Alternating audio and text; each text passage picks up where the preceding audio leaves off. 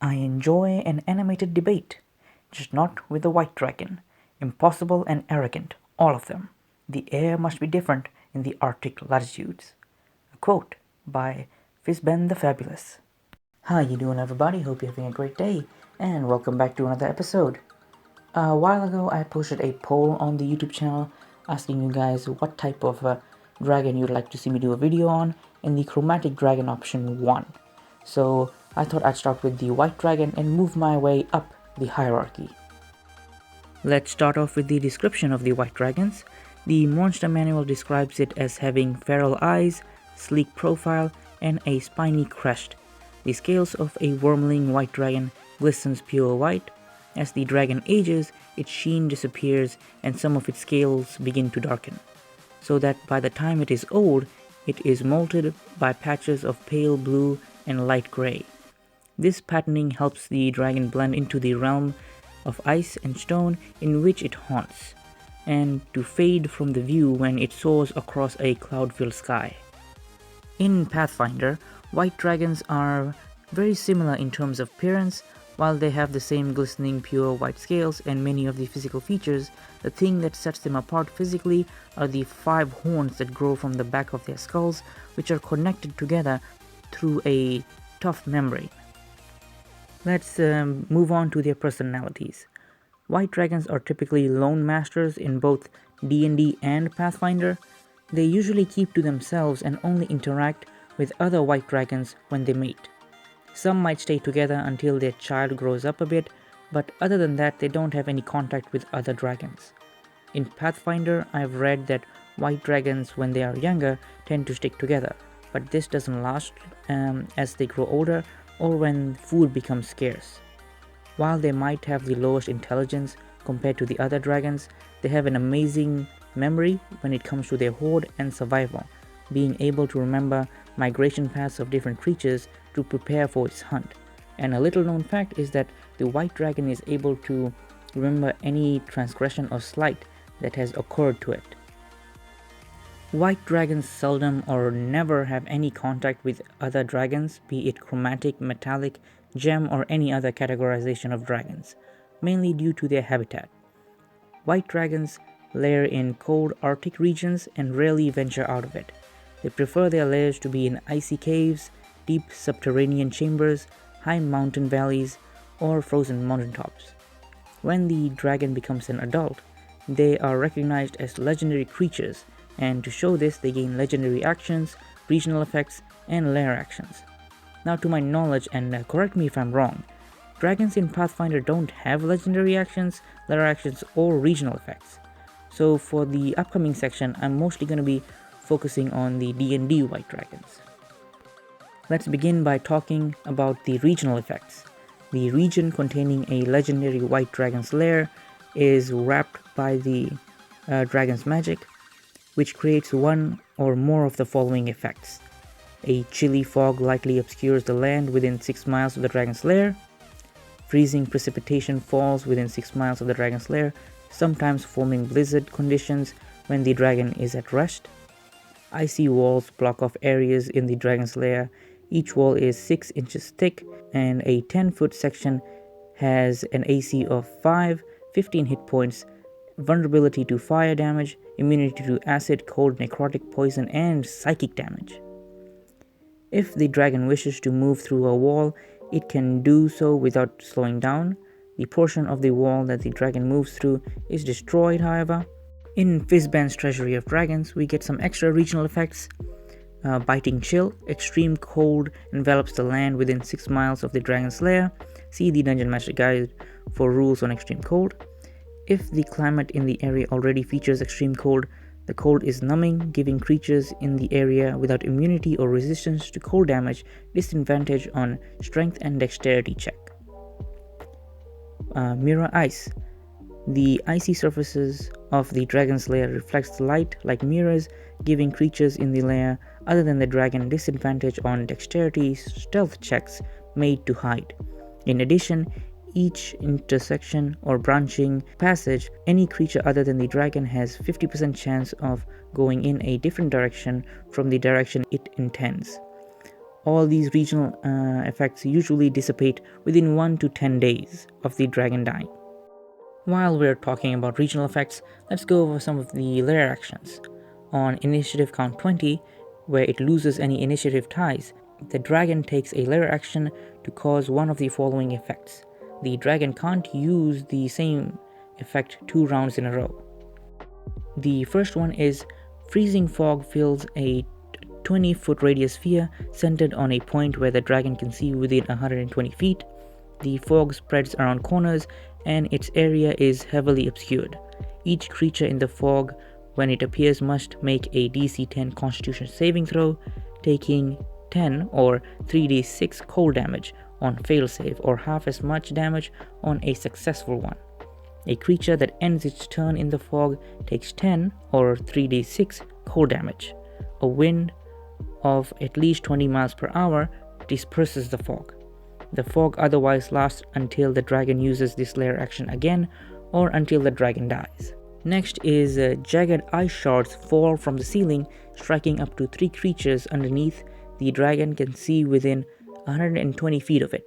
The dragon makes a ranged attack roll, which is +7 to hit against each target. On a hit, the target takes 10 or 3d6 piercing damage. And the next one is the dragon creates an opaque wall of ice on a solid surface it can see within 120 feet of it. The wall can be up to 30 feet long, 30 feet high, and 1 foot thick. When the wall appears, each creature within its area is pushed 5 feet out of the wall space, appearing on whichever side the wall wants it. Each 10-foot section of the wall has an AC of 5, 30 hit points, and vulnerability to fire damage, and immunity to acid, cold, necrotic, poison, and psychic damage. The wall disappears when the dragon uses its lair action again, or when the dragon dies. Just like the regional effects, we got some more lair actions in Fizban's Treasury of Dragons. The first is Blinding Sleet. Driving sleet falls in a 40-foot high, 20-foot radius cylinder centered on a point the dragon can see within 120 feet of it. Each creature in that area must succeed on a DC 15 Constitution saving throw or be blinded until initiative count 20 on the next round. And the next one is Whirling Wind. A strong wind blows in a 300-foot radius sphere centered on the dragon. See the Dungeon Master's Guide for rules on strong wind. The dragon's flying is not affected by this wind, which lasts until the next time the dragon uses a lair action or until the dragon dies. Now that we know where they live, let's take a look at what they eat. According to the monster manual, dragons hunt giants, ramorazes, and other dragons, and they freeze their corpses on their walls as trophies. It also suggests that they eat the dragon-worshipping kobolds, which are commonly found in white dragon lairs. To a white dragon, anything living is food, and if it doesn't need you, then you are food. In Fizban's Treasury of Dragons, we get a connected creature list for each type of dragon, and I like to believe that for the white dragon, most of them are also sources of food. Some of these creatures are yetis, ogres, and mammoths. You could also add any other creature that lives in Arctic conditions onto the menu of the white dragon. Now let's take a look at their hoards. According to the monster manual, white dragons love the cold sparkle of ice and favor treasure with similar qualities, particularly diamonds. However, in their remote Arctic climes, the treasure hoard of white dragons more often contains walrus and mammoth tusk ivory, whalebone sculptures, figureheads from ships, furs, and magic items seized from overly bold adventurers. Loose coins and gems are spread across a white dragon's lair, glittering like stars when the light strikes them. Larger treasures and chests are encased in layers of rime created by the white dragon's breath and held safe beneath layers of transparent ice. The dragon's great strength allows it to easily access its wealth, while lesser creatures must spend hours chopping away or melting the ice to reach the dragon's main hoard. This is expanded in Fizban's Treasury of Dragons which gives us a guideline of how big and what generic items are in a dragon's hoard. It also provides art objects that are specific to dragons, so I'll just go over some of them for the white dragon. A statue depicting a elf paladin with the face turned upward. The body has been defaced by the dragon's claws. And next is a giant-sized cloak decorated with silver braiding that the dragon uses as a nest lining for its eggs. And lastly, a frost giant Jarl's crown with broken horns. The dragon enjoys perching the crown on an icy stalactite and then knocking it off with its tail. Now, one thing to note, not all the treasures in the White Dragon's hoard is gonna be piled in an area. Most of them are going to be frozen under layers of ice or on bodies of creatures that found their way inside the dragon's hoard intentionally or unintentionally, as most white dragons are not intelligent enough to know what items are magical and which ones are not. So one way to know if you're in a white dragon's lair or territory is to look for bodies that have been frozen solid in a wall or in icicles. Now let's talk about tactics. We'll begin with the Wormling. In Pathfinder, this is simple. Usually a clutch of white dragons are siblings from the same mother, but usually not the same father. So adventuring parties might find a group of white dragon wormlings working together, usually using ambush tactics similar to the Komodo dragons. In D&D, white dragon wormlings start out alone. They might spend some time with their parents or parent, but are either kicked out or leave on their own. In Fizzbands, we do know that crystal dragons might adopt a white dragon wormling and raise it for a while, teaching it how to hunt and other survival skills. I would only use the white dragon wormlings at night, so we could use their stealth to stalk their prey and use their environment to conceal themselves. And for this reason, you won't find wormlings outside their preferred habitat. Dragons have a strong survival instinct, and if these wormlings are not able to take out any creature, let's say 2 to 3 rounds, they will withdraw and stalk their prey and strike again when the right conditions present itself. If it is injured or in low health, it will dodge and escape to recover, but due to their memories, they will remember the prey that got away. Next is the young white dragon. Not much changes from their tactics from when they were wormlings. They are now pitting themselves against stronger foes and are willing to take on multiple enemies. It is at this point that they begin to start building their first lair and hoard. They have carved out a small territory and monitor everything within and what lays on the outset. Remember, they are still cautious in every battle they choose to enter. If it comes across any prey that got away when it was a wormling, the young dragon might try its best and test itself against them again. Next up is the adult white dragon. At this age, they are considered legendary creatures and have access to their legendary actions. At this point, there are only a few creatures that can take on an adult white dragon, so at this point they might have more lairs and hordes or have increased the size of their territory to the size of a small kingdom. Their regional effects and lair effects also come into effect.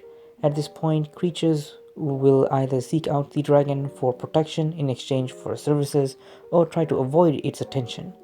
They also gain an aura ability called a Frightful Presence, which basically makes creatures that do not pass a wisdom saving throw end up being frightened of the dragon.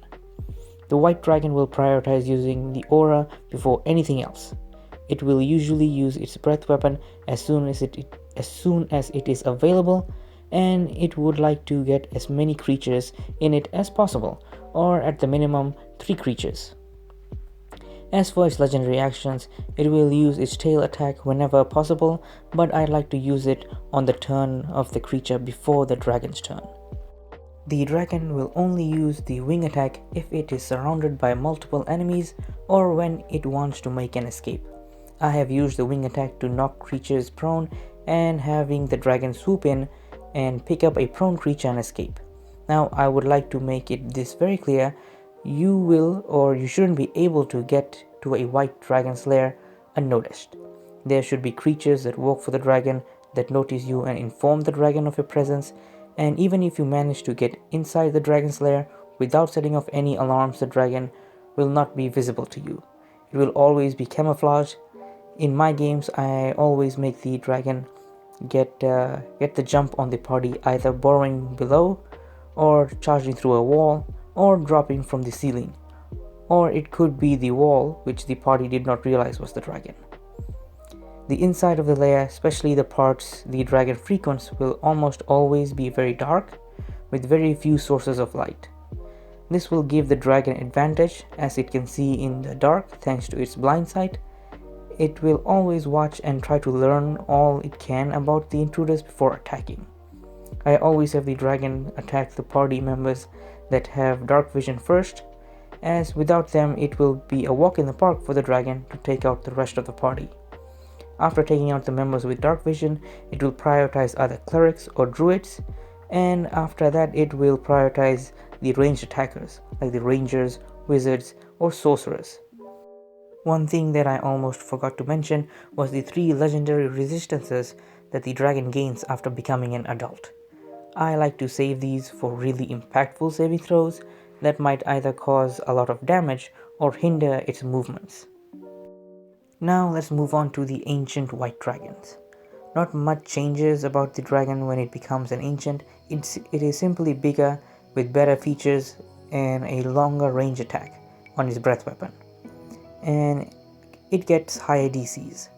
I would recommend that you keep the same tactics discussed before in the adult white dragon section of the video.